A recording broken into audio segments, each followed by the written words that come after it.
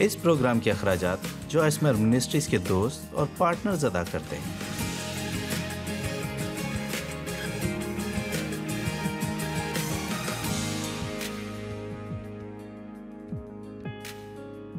روزمرہ زندگی سے لطف اندوز ہونا پروگرام میں خوش آمدید۔ مجھے خوشی ہے کہ آج آپ ہمارے ساتھ شامل ہیں۔ یقیناً جو پروگرام آج آپ سننے والے ہیں اس سے مزید یہ پروگرام مددگار ہوگا۔ متی 5ویں باب میں ایک پیغام ہے، بلکہ پیغامات کا ایک جھنڈ ہے جسے پہاڑی واز کہا جاتا ہے۔ اسی طرح ہم اسے پہاڑی واز کا حوالہ دیتے ہیں اور ان کے کردار کی خصوصیات جن کے بارے میں یسوع نے بات کی، جہاں اس نے کہا اگر ہم میں یہ خوبیاں اور خصوصیات ہیں تو ہمیں اس کی وجہ سے خاص برکت ملے گی جو اس کے ساتھ آتی ہے۔ جانتے ہیں ہمارے لیے مسیح کے کردار کی مانند بننا ہمیشہ اتنا آسان نہیں ہوتا، لیکن یہ آسان ہے اور کیا جا سکتا ہے۔ یہ یقینی طور پر ہم سب کے لیے قابل عمل ہے، اور یہ وہی ہے جو خدا ہم سے توقع کرتا ہے کہ ہمیں مسیح جیسا بننا ہے۔ یہ ہدف ہم سب کے لیے تمام تر اہداف میں سے نمبر 1 پر ہونا چاہیے، کیونکہ ایماندار کا کام یہ محض کلام پڑھنا یا چرچ کا تھوڑا سا کام کرنا نہیں، بلکہ اس سے مراد دنیا میں نکلنا اور وہ زندگی گزارنا ہے جو یسوع جیتے ہیں، تاکہ لوگ صرف یسوع کے بارے میں سنیں نہیں بلکہ اسے ہمارے ذریعے دیکھیں بھی۔ اور آج میں آپ سے اس بارے میں تفصیل سے بات کرنے والی ہوں کہ مبارک ہیں وہ جو غمگین ہیں۔ اور یہ سننے میں بہت عجیب لگتا ہے کیونکہ آپ سوچتے ہیں کہ اگر میں غمگین ہوں تو میں مبارک کیسے ہوں، لیکن اس تعلیم میں آپ دیکھیں گے کہ مبارک حالی اس حقیقت سے آتی ہے کہ جب ہم غمگین ہوتے ہیں تو خدا ہمیں تسلی دیتا ہے، اور خدا کی تسلی ہمارے لیے بہت قیمتی اور بہت زبردست ہے، کیونکہ جس مصیبت یا کسی چیز نے آپ کو غمگین کر دیا ہے، اس کے ذریعے خدا کی تسلی کا تجربہ کرنا تقریباً قابل قدر ہے۔ اور ایک اور بات یاد رکھیں کہ آپ واقعی کسی اور کو تسلی نہیں دے سکتے جس میں سے وہ گزر رہے ہیں۔ اگر آپ کو خدا کی تسلی کی خود کبھی ضرورت نہیں پڑی تو مبارک ہیں وہ لوگ جو غمگین ہیں۔ ہمارا رویہ ٹھیک ہونا چاہیے۔ میں واقعی مشکل میں سے گزر رہی ہوں، لیکن مجھے یقین ہے کہ اس کا اختتام بھلائی پر ہی ہوگا۔ مجھے ابھی واقعی تکلیف ہو رہی ہے، لیکن میں واقعی واپس اسی جگہ آؤں گی۔ میں واقعی میں کسی مشکل سے گزر رہی ہوں، لیکن مجھے یقین ہے کہ خدا ان لوگوں کے لیے سب کچھ اچھا کرتا ہے جو اس سے پیار کرتے ہیں اور اس کے مقصد کے مطابق بلائے جاتے ہیں۔ اگر ابھی آپ مشکل وقت سے گزر رہے ہیں تو کیا آپ ایسا کریں گے؟ کیا آپ یہ کہیں گے کہ میں ابھی بہت تکلیف سے گزر رہی ہوں لیکن اس کا اختتام اچھا ہونے والا ہے؟ آمین۔ آئیے سب مل کر کہتے ہیں کہ میں ابھی تکلیف سے گزر رہی ہوں لیکن اس کا اختتام بہت اچھا ہونے والا ہے۔ ایک چیز آپ جانتے ہیں کہ جب تک آپ کی زندگی میں مسیح ہے، امید ہے، اور اس سے کوئی فرق نہیں پڑتا کہ ہم کیسے حالات میں سے گزر رہے ہیں۔ اچھی خبر یہ ہے کہ ہم گزر رہے ہیں اور ہم دوسری طرف سے باہر نکلیں گے اور یہ سب ختم ہو جائے گا۔ اور حقیقت میں اچھی بات یہ ہے کہ اگر ہم صحیح کام کرتے رہیں تو خدا اسے ہمارے کردار کی نشو نما کے لیے استعمال کر سکتا ہے۔ جب ہمارے ساتھ کچھ غلط ہو رہا ہوتا ہے تو ہم اس مشکل کی وجہ سے روحانی طور پر بڑھتے ہیں۔ مبارک ہیں وہ جو غمگین ہیں کیونکہ وہ تسلی پائیں گے۔ نہایت شاندار۔ آپ جانتے ہیں کہ ہم زندگی میں کئی بار غلط سوال کرتے ہیں اور غلط سوال کرنے سے کبھی بھی تسلی بخش جواب نہیں ملتا، جیسا کہ زیادہ تر لوگ پوچھتے ہیں تو پھر اچھے لوگوں کے ساتھ برا کیوں ہوتا ہے؟ بہرحال مجھے اس کا صحیح جواب کبھی نہیں مل سکا کہ میں ابھی ایسے لوگوں کو جانتی ہوں جو ایسی چیزوں سے گزر رہے ہیں، جو سب سے پیار کرتے ہیں، جنہیں آپ جاننا چاہیں گے، پھر بھی وہ کسی ایسی چیز سے گزر رہے ہیں جو بظاہر غیر منصفانہ اور بے انصافی لگتی ہے۔ بہرحال مجھے خدا سے یہ پوچھنے سے کوئی فائدہ نہیں ہوگا کہ آخر اس شخص کے ساتھ ایسا کیوں ہوا۔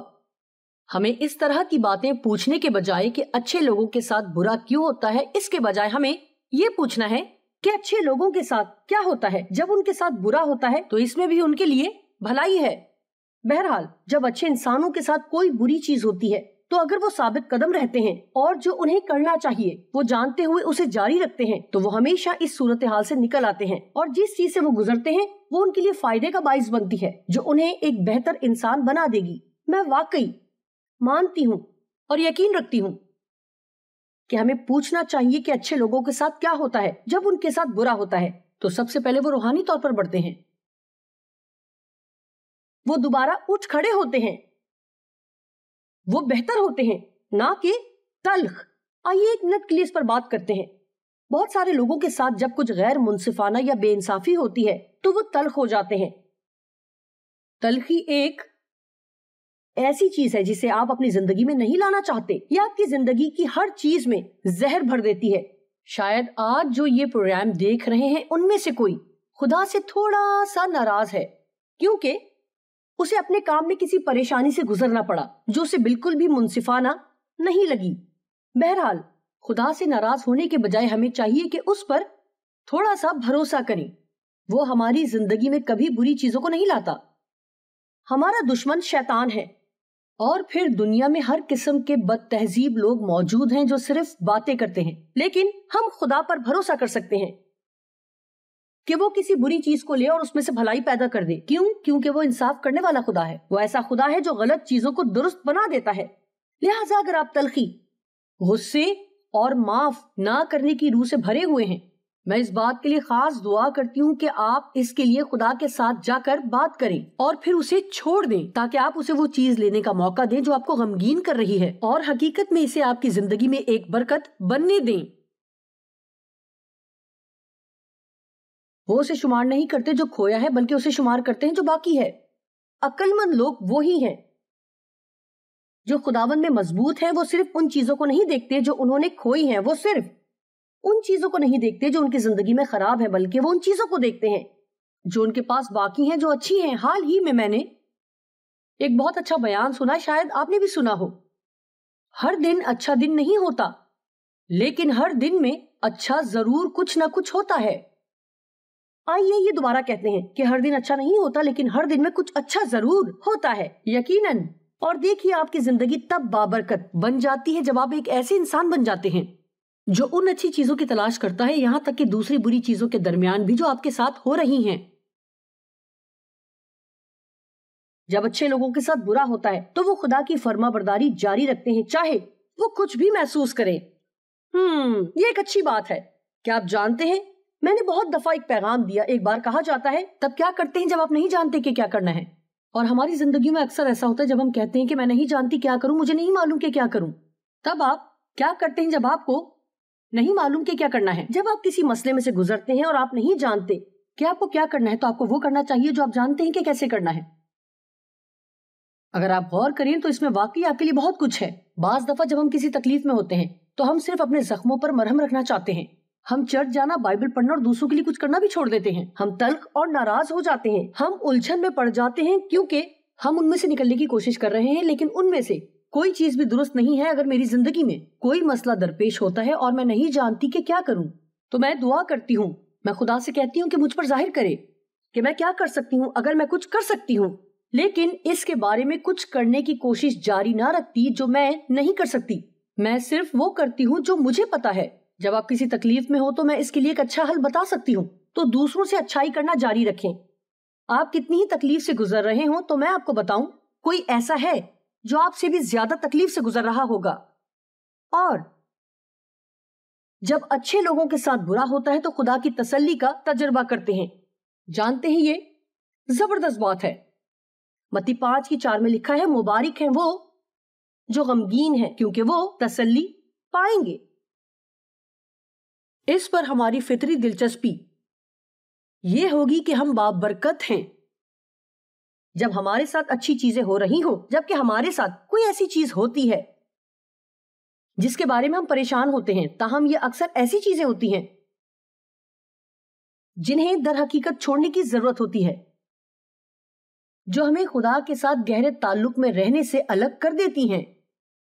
در حقیقت کچھ چیزیں ہیں جو مجھے نہیں معلوم، شاید آپ کی زندگی میں کوئی ایسا دوست ہے جو واقعی آپ کو خدا کے ساتھ گہرے طور پر چلنے سے روکتا ہے۔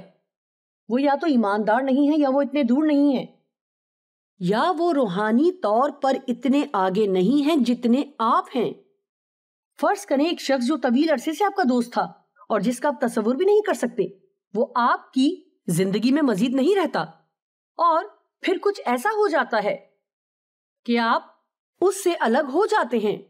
آئیے صرف یہ کہتے ہیں کہ آپ کچھ ایسا کرتے ہیں جس سے اس کے جذبات مجروح ہوئے اور وہ ناراض ہو گیا اور آپ سے کوئی تعلق مزید رکھنا نہیں چاہتا۔ بہرحال یہ دنیا کی سب سے خوفناک چیزوں میں سے ایک چیز ہو سکتی ہے، لیکن شاید اس تعلق کو کھونا آپ کے لیے کچھ ایسا ہو جس کی آپ کو واقعی ضرورت ہو اور آپ اسے خود سے دور کرنا نہیں چاہیں گے۔ لہٰذا خدا کو مداخلت کرنی پڑی اور اسے آپ کی زندگی سے نکالنا پڑا تاکہ آپ آگے بڑھیں اور ایسے شخص بنیں جو وہ آپ کو بنانا چاہتا ہے۔ میری بھی زندگی میں اس طرح کی چیزیں کئی بار ہوئی ہیں، یقیناً آپ کے ساتھ بھی ہوا ہوگا۔ آپ جانتے ہیں کہ ہماری زندگی کے مسائل کے بارے میں ہمارا نقطہ نظر ہمیں دنیا سے مختلف بناتا ہے کہ ہم ان سے کیسے پیش آتے ہیں۔ مجھے پیدائش 50-20 بہت پسند ہے۔ اگر آپ اس کہانی سے واقف نہیں تو آپ کو اسے پڑھنے کی ضرورت ہے۔ یوسف کے ساتھ بہت برا سلوک کیا گیا تھا اور اس کے ساتھ بہت ساری ناانصافیاں ہوئی تھیں، اور کہانی کے آخر میں اسے ان لوگوں سے بدلہ لینے کا موقع ملا تھا جنہوں نے اسے تکلیف دی تھی۔ واو! اب میں ایسی جگہ پر ہوں جہاں تم سے بدلہ لے سکتا ہوں۔ لیکن اس قسم کی صورتحال میں آپ کیا کرتے ہیں؟ یہ آپ کے کردار کو ظاہر کرتا ہے۔ یہ ظاہر کرتا ہے کہ کیا آپ کے پاس وہ رویہ ہے جس کے سبب خدا آپ کو برکت دے سکتا ہے، یا اگر آپ کا رویہ اب بھی برا ہے تو یہ آپ کی زندگی میں پریشانیاں لاتا رہے گا۔ یوسف کے پاس ان سے بدلہ لینے کے لیے ایک اچھا موقع تھا، لیکن اس کے بجائے بائبل یہ کہتی ہے کہ تم نے تو مجھ سے بدی کرنے کا ارادہ کیا تھا، لیکن خدا نے اسی سے نیکی کا قصد کیا۔ دراصل جتنا کچھ یوسف کے ساتھ ہوا، اس نے یوسف کے کردار کی تعمیر کی اور اسے مصر میں ایک بہت ہی اعلیٰ مقام پر بٹھایا گیا، جس کی وجہ سے وہ قحط کے دوران لوگوں کو خوراک دینے کا وسیلہ بن سکا۔ لہٰذا اس کے بھائیوں نے اس کے ساتھ جتنا کچھ بھی کیا وہ اسے مصر میں لانے کا سبب بنے۔ کہ تم نے تو مجھ سے بدی کرنے کا ارادہ کیا تھا، یہ بات ان کے حق میں اچھی نہیں تھی، لیکن خدا کا مقصد یہ تھا کہ بہت سے لوگوں کو زندہ رکھا جائے تاکہ بہت سے لوگوں کی جان بچائے، جیسا کہ وہ آج ہے۔ اور یوسف نے کہا کہ میں تمہیں نقصان نہیں پہنچاؤں گا، میں تمہارے خاندانوں کی دیکھ بھال کرنے جا رہا ہوں کیونکہ میں خدا کی جگہ پر نہیں ہوں۔ دیکھیے کیا ہم نے کبھی یہ سبق سیکھنے کی ضرورت محسوس کی ہے کہ خدا کو اپنی حمایت کرنے دیں اور لوگوں سے اپنا بدلہ لینے میں وقت ضائع نہ کریں۔ جب لوگ ان سے دکھ اٹھاتے ہیں تو وہ کم از کم اپنے لیے افسوس ضرور محسوس کرتے ہیں۔ مجھے یقیناً یہ مسئلہ کافی سالوں سے درپیش تھا، اور مجھے یقین ہے کہ کم از کم آپ میں سے کچھ لوگ خود ترسی کی حماقت کرتے ہیں۔ آئیے اس پر بات کرتے ہیں کہ ہم خدا کی تسلی حاصل کر سکتے ہیں اور ہم اپنی آزمائشوں سے بائبل کے طریقہ کار سے نمٹ سکتے ہیں، لیکن خود ترسی ہمیں تسلی نہیں دیتی۔ ہمیں لگتا ہے کہ ہم اپنے آپ کو تسلی دے رہے ہیں۔ میں غریب ہوں، ہر کوئی مجھ سے برا سلوک کرتا ہے، میرے لیے کچھ بھی ٹھیک نہیں ہے، کوئی میرے لیے کچھ بھی نہیں کرتا۔ مجھے یاد ہے کہ میں نے کتنے دن خود ترسی پر ضائع کیے، جی خود ترسی پر، اور آخر کار خدا نے مجھے سکھایا کہ میں ایک ہی وقت میں طاقتور اور قابل رحم نہیں ہو سکتی ہوں، اور ہم سب طاقتور بننا چاہتے ہیں۔ آپ کیا سوچتے ہیں کہ آپ طاقتور انسان نہیں بننا چاہتے تاکہ ایک طاقتور زندگی گزاریں؟ بہرحال خود ترسی آپ کو اس کی طرف نہیں لے جائے گی، اور اسی طرح کی ایک چیز جو ہمیں سیکھنا چاہیے اگر ہم واقعی ایک ایسا مسیحی بننا چاہتے ہیں جس میں بالغ کردار ہو، ایک ایسا مسیحی جو مسیح جیسا ہو۔ آپ یسوع کو کبھی بھی اپنے لیے افسوس کرتے ہوئے نہیں دیکھتے۔ اس نے اپنے لیے افسوس کرنے پر کبھی 2 منٹ ضائع نہیں کیے، اور اس کے ساتھ ہر طرح کی ناانصافی ہوئی تھی۔ اس پر ان چیزوں کا الزام لگایا گیا جو اس نے کبھی نہیں کی، اسے چھوڑ دیا گیا، اسے دھوکہ دیا گیا، اس نے گناہوں کی قیمت ادا کی جو اس نے نہیں کیے۔ اس کے ساتھ ہر طرح کی ناانصافی ہوئی، لیکن اس نے کبھی بھی اپنے آپ پر ندامت محسوس نہیں کی، اور وہ وہی کرتا رہا جو خدا نے اسے کرنے کے لیے بھیجا تھا۔ میں چاہتی ہوں کہ آج آپ یہ حاصل کریں، وہ صرف وہی کرتا رہا جو خدا نے اسے کرنے کے لیے بھیجا تھا۔ اور اگر آج آپ کو تکلیف پہنچی ہے تو خدا آپ کو تسلی دینا چاہتا ہے، لیکن وہ یہ نہیں کر سکتا اگر آپ خود ترسی سے بھرے ہیں اور اپنے آپ کو خود تسلی دینا چاہتے ہیں اور بیٹھ کر یہ سوچتے ہیں کہ ہر کوئی آپ سے کتنا برا کرتا ہے۔ خود ترسی کے مطابق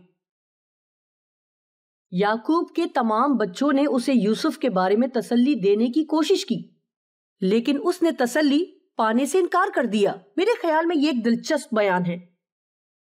پیدائش 37-35 میں لکھا ہے، اور اس کے سب بیٹے بیٹیاں اسے تسلی دینے جاتے تھے پر اسے تسلی نہ ہوتی تھی۔ اکثر اوقات ہم بھی ایسا ہی کرتے ہیں کہ آپ کا موڈ خراب ہے یا آپ کو تکلیف ہو رہی ہے کہ آپ کے ساتھ برا سلوک کیا گیا ہے، اور کوئی آ کر آپ کو خوش کرنے کی کوشش کرتا ہے اور آپ کی حالت ایسی بری ہے کہ اب آپ خوش ہونا بھی نہیں چاہتے. اگر وہ آپ کو خوش کرنے کی کوشش نہیں کرتے تو آپ ان پر غصہ ہو جائیں گے، لیکن جب وہ آپ کو خوش کرنے کی کوشش کریں گے تو آپ مزید بری خبروں کے ساتھ واپس آتے رہیں گے. وہ یہی کہتا رہا کہ میں تو ماتم ہی کرتا ہوا قبر میں اپنے بیٹے سے جا ملوں گا. سو اس کا باپ اس کے لیے روتا رہا، اس کا باپ ماتم کرتا رہا. خود ترسی کی جڑیں اس خوف سے جڑی ہوئی ہیں کہ ہم وہ حاصل نہیں کر سکتے جو ہم چاہتے ہیں. مجھے وہ کبھی نہیں ملے گا جو میں چاہتا ہوں، اور اس لیے میں صرف اپنے آپ پر افسوس کرنے جا رہا ہوں، کیونکہ میں زندگی کی ہر چیز کا آخر بنتا ہوں. مثلاً ہمیں پیار نہیں کیا، ترقی نہیں دی گئی، جسمانی طور پر ہم کبھی بہتر محسوس نہیں کریں گے، یا میرے پاس پیسہ نہیں ہوگا. شیطان پیار کرتا ہے اور کبھی بھی جھوٹ نہیں بولتا. آپ کبھی بھی تبدیل نہیں ہوں گے، آپ کو کبھی ترقی نہیں ملے گی، آپ کو کبھی کوئی پیار نہیں کرے گا، چیزیں ہمیشہ اسی طرح چلتی رہیں گی. کچھ ایسے طریقے ہیں جن سے ہم خود ترسی کی پہچان کر سکتے ہیں. اس لیے مجھے لگتا ہے کہ کبھی کبھی ہم اپنی زندگی میں کچھ چیزیں رکھنے کے عادی ہو سکتے ہیں. میرا مطلب ہے کہ میں یہ ایمانداری سے کہہ سکتی ہوں اور آپ کو بتا سکتی ہوں کہ میری زندگی میں ایسے سال تھے جب مجھے اپنا راستہ نہیں ملا تو مجھے اپنے آپ پر افسوس ہوا. مجھے یہ یا وہ نہیں ملا تو مجھے خود پر افسوس ہوا. جب کوئی راہ نہ ملا تو پھر خود پر افسوس ہوا. اور مجھے یہ سمجھنے میں کافی وقت لگا کہ اگر مجھے اپنا راستہ نہیں ملا تو خدا پر بھروسہ کرنے کی ضرورت ہے کہ شاید مجھے اس صورتحال میں اپنا راستہ حاصل کرنے کی ضرورت نہیں تھی اور مجھے خوش رہنے کی ضرورت تھی، کیونکہ میں خدا میں بڑھنے کی کوشش کر رہی تھی اور میں خود غرض شخصیت نہیں بننا چاہتی تھی. میں چاہتی ہوں کہ آپ اپنے آپ سے پوچھیں یا تھوڑا سا وقت یہ سوچیں کہ آپ خود پر خود ترسی میں کتنا وقت ضائع کرتے ہیں. شاید یہ آپ کے لیے کوئی مسئلہ نہیں ہے، لیکن اگر یہ خدا کی طرف سے آپ کے لیے دعوت ہے کہ اس سے باہر نکلنے کی طرف قدم اٹھانا شروع کیا جائے تو اس گمراہی میں مت رہیں. کون سے طریقے ہیں جن سے ہم خود ترسی کو اچھی طرح سے پہچان سکتے ہیں؟ جی، خود ترسی ہمیشہ اپنی پریشانیوں کے لیے کسی اور پر الزام لگانا چاہتی ہے،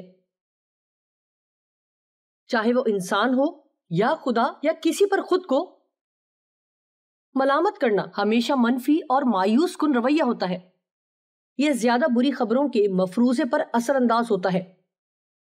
یہ یقینی بات ہے کہ چیزیں خراب ہوں گی، جو تقریباً کسی کو خوش کرنے کی کوشش کرنے والے کو ناراض کرتا ہے. اگر کوئی کہے او ایسا نہیں ہوگا کہ بری خود ترسی دفاعی بن جائے. خود ترسی ہمدردی چاہتی ہے، اور جو خود ترسی سے بھرا ہو وہ ہمیشہ مسئلوں کے بارے میں بات کرتا ہے. وہ کسی اچھی چیز کے بارے میں بات کرنا نہیں چاہتے، وہ صرف اپنے مسائل کے بارے میں بات کرنا چاہتے ہیں. اور مجھے یہ پسند ہے کہ خود ترسی ہمیشہ ہی کسی اور سے کہیں زیادہ بدتر ہوتی ہے. اگر آپ کہیں کہ میں گزری رات نہیں سوئی تو وہ کہتے کہ میں ایک ہفتے سے نہیں سوئی، تو وہ شخص خود ترسی سے بھرا ہوا ہے. اگر آپ کے سر میں درد ہے، ان کے سر میں ایک ہفتے سے درد ہے. ہر چیز جس سے آپ گزرے ہیں اور جس سے وہ بھی گزرے ہیں تو وہ اپنی تکلیف کو زیادہ اہمیت دیتے ہیں.